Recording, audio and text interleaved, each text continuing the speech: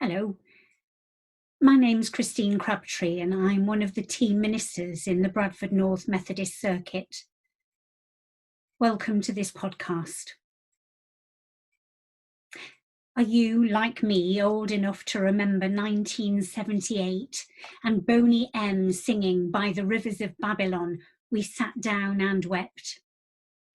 The words of that song were taken from Psalm 137, a psalm of lament composed for the Israelites to sing when they were taken out of their land, their promised land, and taken forcibly in exile to Babylon. Here are the words of the psalm. By the rivers of Babylon, there we sat down and there we wept when we remembered Zion.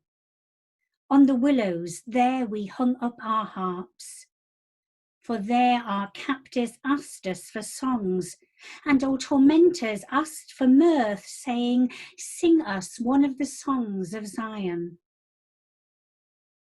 How could we sing the Lord's song in a foreign land? If I forget you, O Jerusalem, let my right hand wither. Let my tongue cling to the roof of my mouth, if I do not remember you. If I do not set Jerusalem above my highest joy. Remember, O Lord, against the Edomites, the day of Jerusalem's fall, how they said, tear it down, down to its foundations. O daughter Babylon, you devastator, happy shall they be who pay you back what you have done for us. Happy shall they be who take your little ones and dash them against the rock. This is a song of lament from a displaced people. They've been forced away from their land, the land that God had given to them. And they no longer have the temple in their midst, the place of God's presence. They're not sure even how to worship now. Everything has been taken from them, taken in spoils and misused and abused. And they themselves are having to settle in a strange place with strange customs.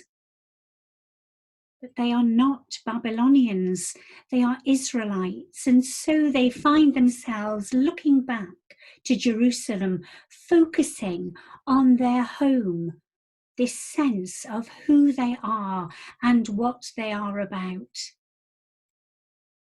The psalm ends with that paragraph of revenge, which may leave many of us feeling very uncomfortable.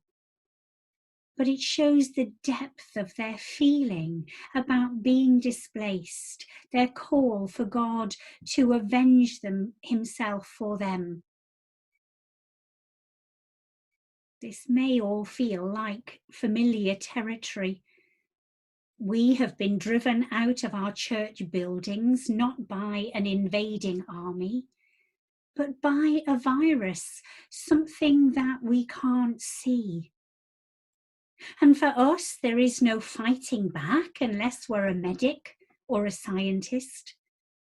For most of us, the only response, the only sensible response, has been to retreat to our homes, to keep away, to reduce the possibility of being infected, so that our health service won't be overrun with sick people to care for. And we may find ourselves asking some of the same kinds of questions. How are we to sing the Lord's song in this strange land? How are we to worship? How are we to pray when we have lost the familiar things? We've lost our organ or band. We've lost our pulpit or communion table. We've lost our screen with the words up in front of us. We've lost the preacher. And we're trying to respond to that in different ways. We're printing out orders of service and emailing them or posting them out to people. And we're joining in worship together on Sunday mornings. On Sunday, as I read that part of the service where it said that we were to join in the Lord's Prayer together, I was moved to tears, thinking about all those people in their own homes saying that prayer together over this city and beyond. Hearts, voices join together in that prayer. I've heard of people who phone friends and lead the service together over the phone. Separate perhaps in body, but definitely together in spirit, offering that spirit of worship. There's also been worship on television, televised services, and on the radio, and of course online, a whole wealth of forms of worship. And people are getting to grips with that and learning new songs to sing in this strange land. We too are putting things online for people to be able to use, to keep our sense of worship going.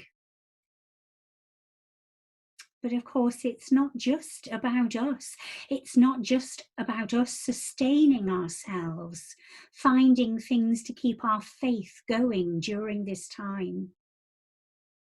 Going online is a form of outreach that we may not have taken up, or at least not yet. And we're being forced to do it by this change of circumstance. People listening in may not just be those in the Methodist Church in Bradford North, but others may find these things and listen in. People who have left the church perhaps for whatever reason. People who have never joined. People who are not sure where their faith lives are and who are dipping their toes in the water, able to participate without committing themselves. And so this is a valuable form of outreach that has been brought about by this incredibly difficult situation. We're not just church in buildings, but we are out there, reaching out to people who have not yet been part of our community, but who are now part of the community of faith. And we welcome them. We welcome all of you, however you choose to listen or watch or participate. Boney M finished their song by quoting from another psalm, Psalm 19, and these are words often quoted by a preacher before they begin their sermon. Let the words of my mouth and the meditations of my heart be acceptable to you, O Lord, my rock and my redeemer. As we offer our worship from our homes, from our places where we may feel solitary, let us know that we are coming together in prayer to the God who went to Babylon with the Israelites and who brought them back again. And may our words and our actions speak of his love. May they speak to those outside the walls of the church, outside of our church buildings. And as we explore who we are outside of those buildings, help us to bring God glory. And may the Spirit who works unseen bring good things out of the attacks of this unseen virus. May that God be with us and give us all peace. Amen.